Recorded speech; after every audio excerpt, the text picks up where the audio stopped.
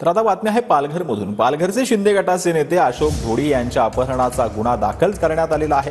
पालघरचे पोलीस अधीक्षक बाळासाहेब पाटलांनी या संपूर्ण तपासाचा आढावा घेतलाय। ड्रोनच्या माध्यमातून अशोक धोडींचा शोध घेण्याचा प्रयत्न करण्यात आलेला आहे। अशोक धोडी मागील 7 दिवसांपासून बेपत्ता असल्याची माहिती आहे। शिवसेना जिल्हा प्रमुख कुंदन संखेंची धोडी कुटुंबाची देखील भेट घेतली आहे। आमचा एका पक्षाचा जुना कार्यकर्ता गेल्या 7-8 दिवसांपासून तो याच भागातून बेपत्ता झालेला आहे आणि या का त्यांचे पूर्ण कुटुंबियाचं आम्ही चिंतेमध्ये आहोत। त्यांच्या जी कुटुंबियांची जी मागणी होती त्या अनुषंगाने आज पोलिसांनी एक काही गुन्हाही दाखल आज केलेला आहे आणि त्यामुळे मला खात्री आहे की पोलीस प्रशासनाचं जे काही ऑपरेशन सुरू आहे एलसीबीच्या सहाय्याने आणि सदर पोलिसांच्या सहकार्याने त्या अनुषंगाने लवकरच अशोक धोडी यांचा सुगावा लागेल अशी अपेक्षा आम्हाला आहे।